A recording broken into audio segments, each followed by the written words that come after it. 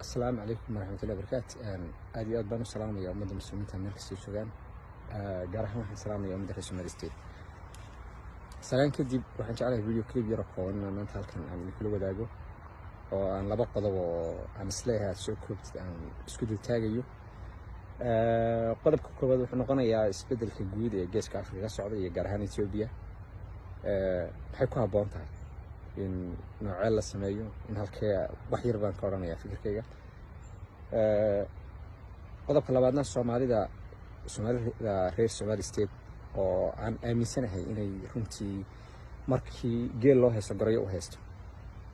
macnaha markii ay ku haboon tahay in wax la qabsado oo la midoobano way kala yaacdaan iyada is wada qabsato niman dhinac u wartaan mar dhow markii dhibaatadu badato ee nin walba ay saameysana maxaynu qabsanaa bay dhahan maraan wax la qaban karin labada qodob baan mid walba in yar dareenkayga aan runtii xajin kari waay maanta aan idinkula wadaagaya waxaan aaminsanahay marka koowaad Ethiopia isbedel baa ka dhacay 2018 weli wuu socdaa salka muna dhigan isbedelkaasi meel ku dambeyn doona iyo sida uu wajigu yeelan doona cid garanaysa ma jirto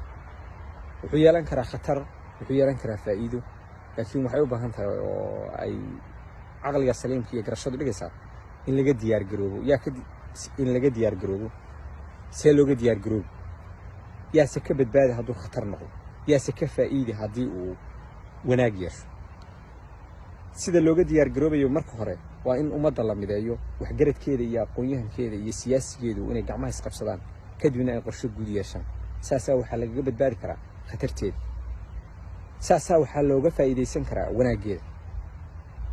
haddii ay Ethiopia sida dhinac dad badan ay waxaynayaanba isbedelkan uu noqdo mid wanaagsan oo haddii la yiraahdo isbedelkana weli salka dhigan intuu salka dhigto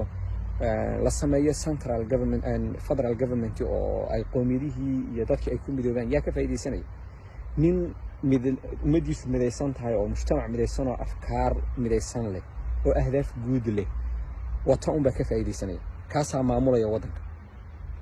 yaa ay khasaaro ku noqonaysaa dhibaato u geysanaysaa haddii ay Ethiopia kala yaacdo oo dhibaato timaado oo xukun military qabsado oo qolo macangiga qabsato sida inaga oo kale kuwa uun isjiijiidanayo oo ishaysto iyagu isku mashquulsan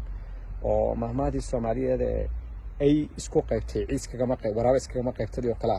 nooci oo kale ummad sideen oo kale isku xaganaysa ninun baa korka ka qabsan kulligeena madaxa kooda garaac sidii hore u dhici jirtay marka halka waxaan leeyahay wadankan isbedel baa ka dhacay 2018 weli salka ma dhigan ويران intaas oo jeer baan ka hadalay aan si yani live iyo qoraal iyo waxba ugu sheegnay ummadana waxaan isleenahay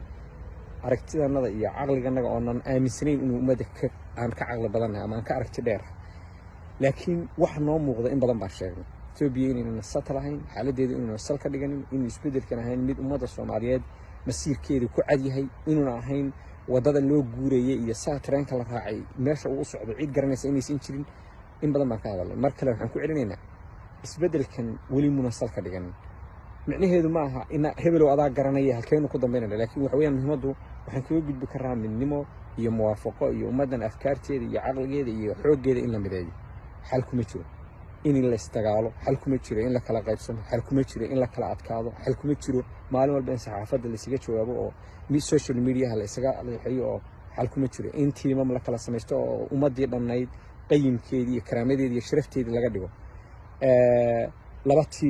laba group iyo laba team oo kala saacadeynaysa ummadii inay noqoto waxa la rabaa oo sharaf dhac bay nagu tahay inay jiraan siyaasiyiintu way isqabsanayaan xilla way isku qabsanayaan xoolana way isku qabsanayaan iyagana si shakhsi hadii doonaan soo ataagay laakiin ummadda qiyamkeeda cid isu taagi karta